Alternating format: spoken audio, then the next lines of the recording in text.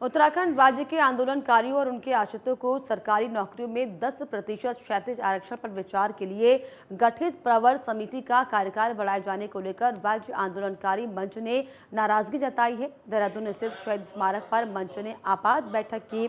इसमें आंदोलनकारियों को आरक्षण देने के मुद्दे पर सरकार के रुख पर नाराजगी जताते हुए राज्य आंदोलनकारियों ने प्रवर समिति अध्यक्ष संसदीय कार्य मंत्री प्रेमचंद अग्रवाल पर निशाना साधा है।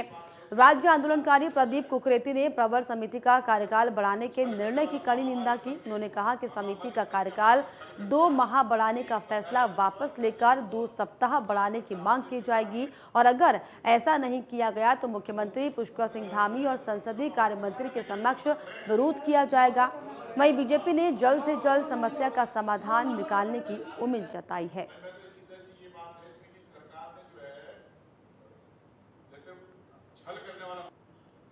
जिस प्रकार से आज जो समाचार पत्रों में देखा है तो इससे सरकार की मंशा साफ जाहिर होती है और जो घड़ियाली आंसू विधानसभा के अंदर कई विधायक या मंत्री दिखाते हैं उससे साफ मंशा जाहिर होगी विधानसभा अध्यक्ष की भी, मंत्री जो है प्रेमचंद अग्रवाल जी की भी और तमाम जो विधायक इसमें शामिल हैं और कहीं ना कहीं कुछ ब्यूरोक्रेट उसमें लगता है। यदि माननीय मुख्यमंत्री की मंशा सही है तो माननीय मुख्यमंत्री इस 2 महीने की जगह इसको 2 हफ्ते से पहले 1 हफ्ते के अंदर इस बैठक को बुला सकते हैं। और अगर सरकार की मंशा में संशय है, मैं केवल इसमें यह कहना चाहता हूं कि आज दशहरे के दिन जिस प्रकार से मामा मारिच बनकर हमारे साथ जो छल किया गया उत्तराखंड राज्य आंदोलनकारियों के साथ, उसको प्रदेश आंदोलनकारी ही नहीं शहीद परिवार भी माफ नहीं करेंगे। देखिए, भारतीय जनता पार्टी राज्य आंदोलनकारियों का जो आरक्षण का मुद्दा है उसको लेकर पूरी तरीके से पॉजिटिव है और अभी भी जो ये 2 महीने का समय बढ़ा है, ये हमारे जो राज्य आंदोलनकारी हैं, जितने भी वरिष्ठ लोग हैं, उन लोगों ने जो सुझाव दिए हैं और जो इफ बट है उन्हीं में हम सुधार करने के लिए इस समिति में समय मांगा है। और निश्चित रूप से आरक्षण जो है, जिस प्रकार से जितने भी मैं कहूँ कि वर्षों से प्रदेश के अंदर जो रुके हुए कार्य हैं वो हमारी सरकार ही उस पर फाइनल मुहर लगाएगी और हमारी सरकार के हाथों ही ये आरक्षण जो है मिलने वाला है। पीएम मोदी अगले महीने उत्तराखंड के दौरे पर आ सकते हैं। पीएम मोदी बाबा केदार के दर्शनों के केदारनाथ जो है इसलिए पहुंच सकते हैं। गौरतलब है कि बीते दिनों पीएम मोदी के प्रधान सचिव प्रमोद मिश्रा ने हाल ही में केदारनाथ का दौरा किया था। इस दौरान उन्होंने पुनर्निर्माण कार्यों का जायजा भी लिया था। तो आपको बताएं कि केदारनाथ के दौरे पर पीएम नरेंद्र मोदी आ सकते हैं। बाबा केदार के दर्शन करेंगे प्रधानमंत्री नरेंद्र मोदी। इसको लेकर आपको बताएं कि इसके कुछ ही दिन पहले पीएम के प्रधान सचिव ने केदारनाथ का दौरा किया था। प्रमोद मिश्रा ने पुनर्निर्माण कार्यों का जायजा लिया था।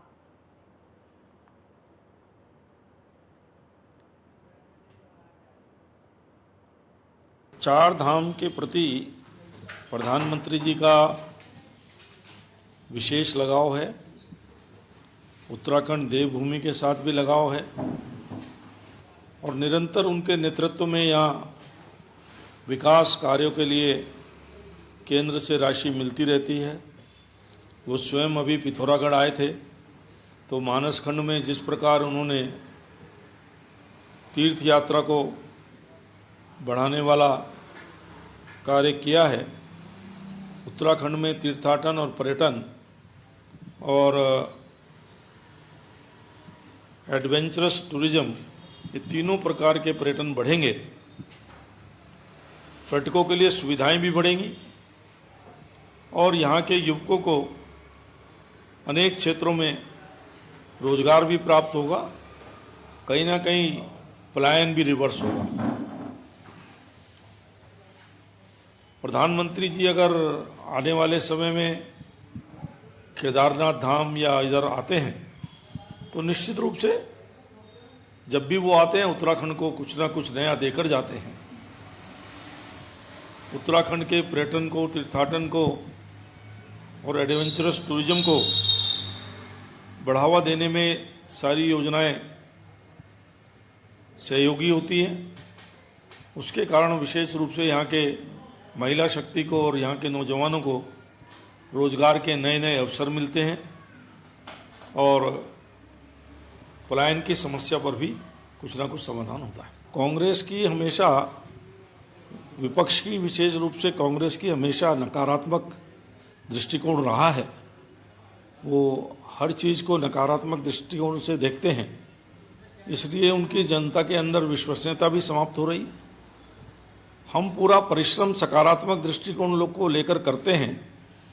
जिस प्रकार से मुख्यमंत्री जी ने स्वयं इसकी कमान संभाली है और वो विदेश भी गए हैं, अब तक लगभग 55,000 करोड़ के MOU हो चुके हैं। आज भी वो स्वयं चेन्नई गए हैं, बेंगलोर जाएंगे, मुंबई जाएंगे। तो जिस प्रकार का परिश्रम माननीय मुख्यमंत्री जी और उनके नेतृत्व में मंत्रीगण कर रहे हैं, उससे इन्वेस्टर समिट निश्चित रूप से सफल होगा और नए नए निवेश, बड़े बड़े निवेश ये उत्तराखंड में आएंगे।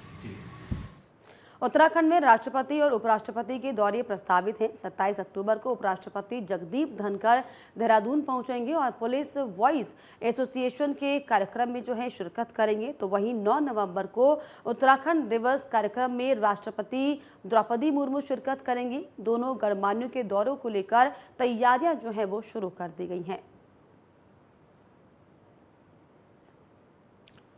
देश के महामहिम उपराष्ट्रपति श्रीमान जगदीप धनखड़ जी सपत्नीक कल उत्तराखंड के दौरे पर आ रहे हैं। जौलीग्रांट एयरपोर्ट पर उतरने के पश्चात वो GTC हेलीपैड पर आएंगे। यहाँ अल्प विश्राम के पश्चात वो हर्सिल के लिए हेलीकॉप्टर से प्रस्थान करेंगे और वहाँ से बाई रोड वो गंगोत्री धाम के दर्शन करेंगे और परसों 27 तारीख को प्रातः केदारनाथ जी के दर्शन करने के पश्चात वहाँ से फिर श्री बद्रीनाथ जी के दर्शन करेंगे और दोपहर के बाद देहरादून पहुंचेंगे। यहाँ 1-2 कार्यक्रमों में शामिल होने के बाद वे रात्रि को दिल्ली के लिए वापस प्रस्थान करेंगे। उत्तराखंड में चारधाम यात्रा अपने आखिरी चरण पर है। बद्रीनाथ और केदारनाथ धाम में हजारों की संख्या में श्रद्धालु पहुंच रहे हैं। वहीं दशहरे के मौके पर बद्रीनाथ और केदारनाथ धाम के कपाट बंद होने की तारीखों का ऐलान कर दिया गया है। 15 नवंबर को जो है बाबा केदार के कपाट बंद होंगे। रिपोर्ट देखिए।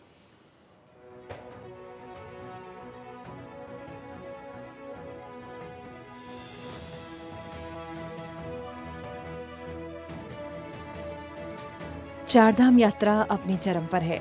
विजयदशमी के मौके पर विधि विधान के साथ पंचांग गणना के अनुसार बद्रीनाथ केदारनाथ धाम के कपाट बंद होने की तारीखों का ऐलान कर दिया गया। 15 नवंबर को बंद होंगे बाबा केदार के कपाट। 18 नवंबर को बंद होंगे बद्री विशाल के कपाट। 1 नवंबर को तुंगनाथ धाम के कपाट बंद होंगे। वहीं 22 नवंबर को मदमहेश्वर के कपाट बंद होंगे।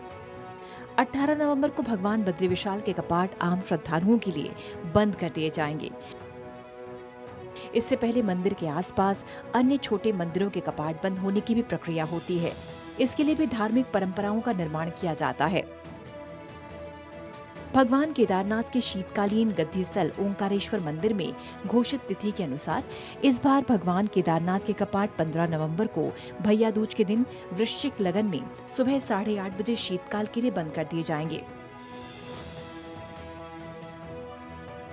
कपाट बंद होने के बाद भगवान केदारनाथ की पंचमुखी चल विग्रह उत्सव डोली धाम से रवाना होगी और लिंचोली, जंगल चट्टी, गौरीकुंड, सोनप्रयाग और सीतापुर यात्रा पड़ावों पर श्रद्धालुओं को आशीष देते हुए प्रथम रात्रि प्रयास के लिए रामपुर पहुंचेगी। 16 नवंबर को भगवान केदारनाथ की पंचमुखी चल विग्रह उत्सव डोली रामपुर से रवाना होकर शेरसी, बडासू, फाटा, नारायण कोटी और नाला सहित विभिन्न यात्रा पड़ावों पर भक्तों को आशीष देते हुए अंतिम रात्रि प्रवास के लिए विश्वनाथ मंदिर गुप्तकाशी पहुंचेगी। इसके बाद 17 नवंबर को पंचमुखी चल विग्रह उत्सव डोली गुप्तकाशी से रवाना होकर शीतकालीन गद्दी स्थल ओंकारेश्वर मंदिर में विराजमान होगी। वहीं पंचांग गणना के अनुसार भगवान तुंगनाथ के कपाट 1 नवंबर को 11 बजे धनु लगन में शीतकालीन के लिए बंद हो जाएंगे। कपाट बंद होने के बाद भगवान तुंगनाथ की चल विग्रह उत्सव डोली सुरमय मखमली बुग्यालों में नृत्य करते हुए प्रथम रात्रि प्रवास के लिए चोपता पहुंचेगी। 2 नवंबर को भगवान तुंगनाथ की चल विग्रह उत्सव डोली चोपता से रवाना होकर बनियाकुंड, दुग्गलविट्टा, मक्कू बैंड, हुंडू और बनातोली यात्रा पड़ावों पर श्रद्धालुओं को आशीर्वाद देते हुए भनकुंड पहुंचेगी और 3 नवंबर को शीतकालीन गद्दी स्थल मक्कू मठ में विराजमान होगी।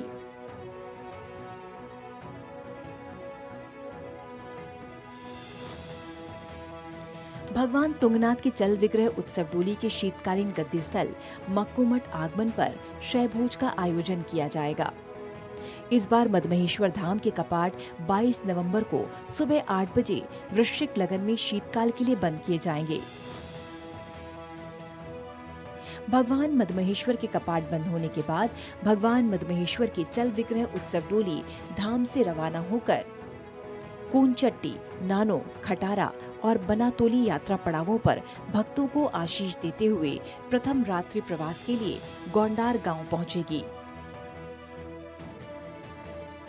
23 नवंबर को भगवान मदमहेश्वर की चल विग्रह उत्सव डोली गोंडार से रवाना होकर द्वितीय रात्रि प्रवास के लिए राकेश्वरी मंदिर रासी पहुंचेगी। 24 नवंबर को यात्रा पड़ावों पर भक्तों को आशीष देते हुए अंतिम रात्रि प्रवास के लिए गिरिया गांव पहुंचेगी और 25 नवंबर को विभिन्न यात्रा पड़ावों पर भक्तों को आशीष देते हुए शीतकालीन गद्दी स्थल ओंकारेश्वर मंदिर में विराजमान होगी। भगवान मदमहेश्वर के चल विग्रह उत्सव डोली के कैलाश से ओखीमठ आगमन पर भव्य मेले का आयोजन किया जाएगा। Desk report, network 10।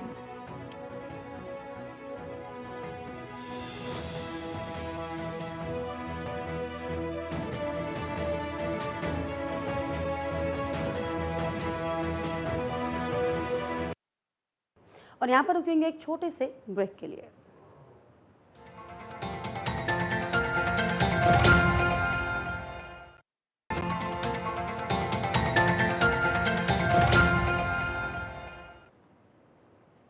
ब्रेक के बाद आपका स्वागत है। आखिरकार जिस परियोजना को लेकर केंद्र और राज्य सरकार के बीच लंबे समय से बातचीत चल रही थी, उस परियोजना को आज केंद्र से मंजूरी मिल गई है। ये परियोजना जमरानी बांध परियोजना है, जो कुमाऊं के लिहाज से काफ़ी अहम है। इस परियोजना के निर्माण का रास्ता साफ होने से हल्द्वानी और आसपास के क्षेत्र में पेयजल एवं सिंचाई की समस्या का हल होगा।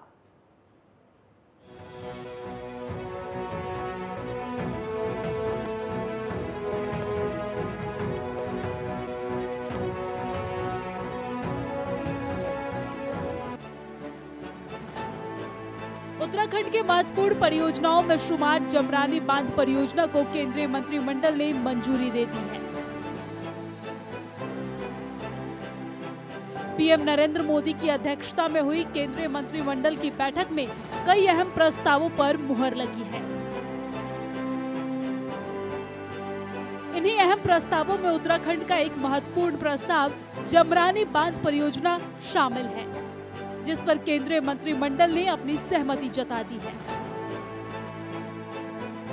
जामरानी डैम जो हमारा मल्टीपर्पज प्रोजेक्ट है, ये उत्तराखंड में प्रधानमंत्री कृषि सिंचाई योजना के साथ जोड़कर इसको देखा जाए तो ये सिंचाई योजनाओं को इससे बढ़ोतरी मिलेगी और सीसीए ने आज इसको PMKSY प्रधानमंत्री कृषि सिंचाई योजना के एक्सिलरेटेड इरिगेशन बेनिफिट प्रोग्राम के अंतर्गत सम्मिलित करने का निर्णय किया है। इसका सबसे बड़ा लाभ होगा कि कृषि योग्य भूमि जो है उसको सिंचाई योजना से जोड़ने का एक बहुत बड़ा बल मिलने वाला है और सुनिश्चित ये भी करेंगे कि सिंचाई योजना के माध्यम से हमारी लगभग 57,065 हेक्टेयर भूमि सिंचाई सुविधा प्राप्त हो जाएगी और इससे इस योजना से लगभग 14 मेगावाट बिजली उत्पन्न होगी, तैयार की जाएगी और उत्तराखंड के हल्द्वानी शहर व उसके नजदीक के क्षेत्र के लगभग 43 मिलियन क्यूबिक मीटर पीने का पानी भी इससे मिलने वाला है।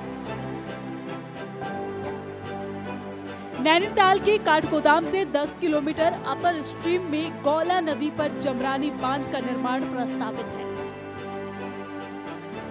परियोजना से लगभग 1.5 लाख हेक्टेयर कृषि योग्य क्षेत्र सिंचाई सुविधा से लाभान्वित होगा। साथ ही हल्द्वानी शहर को वार्षिक 42 MCM पेयजल उपलब्ध कराए जाने तथा 63 मिलियन यूनिट जल विद्युत उत्पादन का प्रावधान है।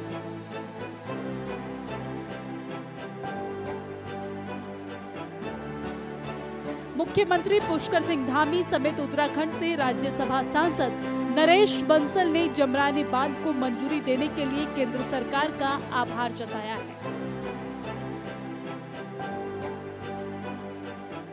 आज केंद्र की आर्थिक मामलों की समिति ने जमरानी बांध के निर्माण का रास्ता साफ कर दिया है, अपनी स्वीकृति प्रदान करके। लंबे समय से 1975 से जमरानी बांध की मांग थी, जो किसी न किसी कारण से लटकती जा रही थी, और हमने देखा है कि इस देश में लंबे समय से जो मांगे रही हैं उन सब का निवारण हमारे यशस्वी प्रधानमंत्री श्री नरेंद्र मोदी जी ने किया है। उनकी सरकार में, उनके नेतृत्व में जमरानी बांध बनेगा, जिससे हल्द्वानी की वर्षों पुरानी पेयजल की समस्या का भी समाधान होगा।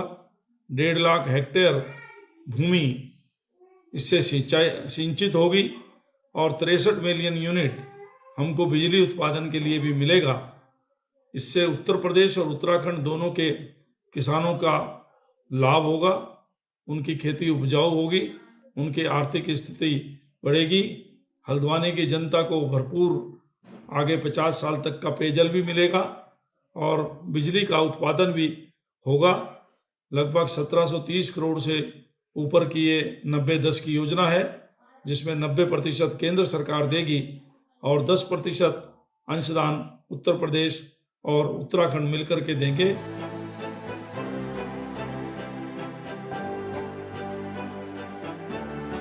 वही जमरानी बांध परियोजना निर्माण की कुल लागत में से 90% हिस्से के रूप में भारत सरकार की ओर से 1730.20 करोड़ की स्वीकृति PMKSY के तहत दिया जाएगा, जबकि 10% हिस्सा उत्तराखंड और उत्तर प्रदेश सरकार के बीच MOU के अनुसार वहन किया जाएगा। जमरानी बांध परियोजना से प्रभावित 351.55 हेक्टेयर वन भूमि सिंचाई विभाग को हस्तांतरित करने के लिए वन भूमि स्टेज 2 अंतिम स्वीकृति केंद्रीय पर्यावरण, वन एवं जलवायु परिवर्तन मंत्रालय ने जनवरी 2023 में दे दी थी।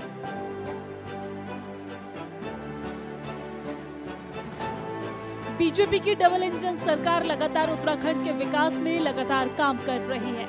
जमरानी बांध परियोजना का उत्तराखंड को बरसों से इंतजार था। उम्मीद की जा सकती है कि समय सीमा के भीतर जमरानी बांध का काम पूरा होगा और उत्तराखंड विकास की राह में आगे बढ़ेगा। Desk report, network 10।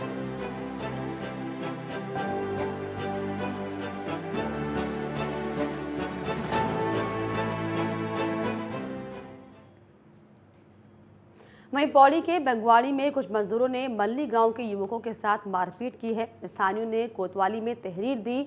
स्थानियों के मुताबिक मारपीट के दौरान कुछ लोग घायल भी हुए। बहरहाल पुलिस मामले की जांच कर रही है। तो पौड़ी में मल्ली गांव में युवकों के साथ मारपीट का ये मामला सामने आया, जिसमें मजदूरों ने युवकों के साथ मारपीट की है। स्थानियों ने कोतवाली को तहरीर दी, जिसके बाद पुलिस ने जो है मामले की जाँच शुरू कर दी है। ये है बैंगवाड़ी की और ये लड़के हैं मल्ली के जिनको इन्होंने मारा है बुरी तरह, और ये उनका आपस में घबला था हो रहा है। ये बचाने के लिए गए ये लोग सारे, और इन्होंने इनको मार दिया बहुत बुरी तरह से। थाने में रिपोर्ट कर रखी इनकी। क्या चाहते सर, उनको कार्रवाई उन पे और उनको सजा मिले। ये हमारे उत्तराखंड में हमारे बच्चों के साथ हमारे साथ इस तरह का व्यवहार कर रहे हैं। ये एक पुलिस को सूचना प्राप्त हुई थी कि मल्ली गांव के पास बैंगवाड़े में कुछ नेपाली के एक झोपड़ी में रह रहे हैं, जो उनकी लेबर है किसी ठेकेदार की। तो बता रहे वहाँ सूचना वो हल्ला हो रहा हुआ, तो गांव वाले 2-3 लड़के गए वहाँ देखने के लिए, तो उनकी आपस में कुछ मारपिटाई हुई है। उस मामले में हमने अभी वहाँ गाड़ी भिजवाई है पुलिस की, तो उनको लेके आ रहे हैं। फिर उसमें जो भी जाँच होगी अग्रिम कार्रवाई में लाई जाएगी। पौड़ी जिले का शिक्षा विभाग भले ही शिक्षा व्यवस्था को सुधारने के लाख दावे करता हो, लेकिन हालात ठीक इसके उलट है। नैनीडांडा विकासखंड में हल्दूखाल का राजकीय प्राथमिक विद्यालय और संकुल संसाधन केंद्र दोनों जीर्णशीर्ण हालत में है। 7 साल बीत जाने के बाद भी शिक्षा विभाग ने जर्जर भवनों की हालत सुधारने की जहमत नहीं उठाई है। वहीं जीर्ण छत के नीचे नौनिहाल जान हथेली पर रखकर पढ़ाई करने को मजबूर है। समस्या को लेकर कई बार शिक्षा विभाग विभाग के संकुल प्रभारी को पत्र भी लिखा जा चुका है, लेकिन आज तक किसी ने इसकी कोई सुध नहीं ली है। सबसे बड़ी बात ये कि संकुल संसाधन केंद्र की छत और दीवार खोखली हो चुकी है और कभी भी यहाँ पर कोई बड़ा हादसा हो सकता है।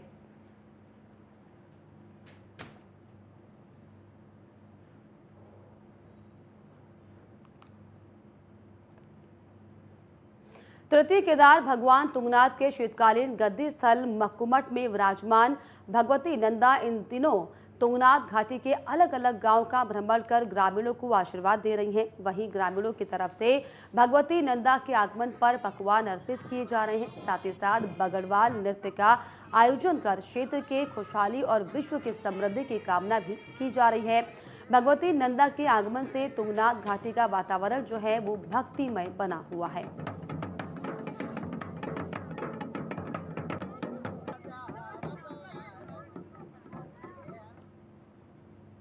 हिमालय में विराजमान 11वें ज्योतिर्लिंग केदारनाथ धाम के कपाट शीतकाल के लिए बंद होने में मात्र अब 21 दिन का समय शेष रह गया है। दीपावली के दौरान भैया दूज के पावन पर्व के शुभ अवसर पर धाम के कपाट 6 माह शीतकाल के लिए बंद कर दिए जाएंगे। वहीं कपाट बंद होने से पूर्व बर्फबारी के बावजूद भी बड़ी संख्या में श्रद्धालु केदारनाथ धाम दर्शन को पहुंच रहे हैं, जहां पर धाम में बर्फबारी हो जाने के बाद भी मौसम काफी सर्द जो है बना हुआ है।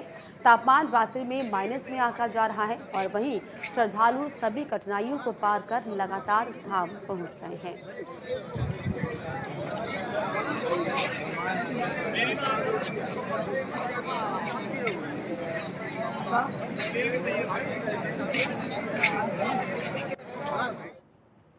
बागेश्वर में लगातार डेंगू के मामले जो हैं वो बढ़ते ही जा रहे हैं, लेकिन पालिका द्वारा नगर में सफाई पर कोई ध्यान नहीं दिया जा रहा। नगर के विभिन्न हिस्सों के खुली नालियां जो हैं वो खुली पड़ी हैं।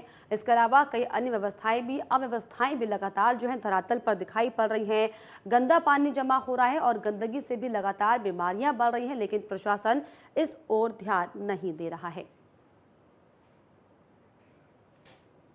और इसी के साथ यहाँ पर रुक रहे हैं एक छोटे से ब्रेक के लिए।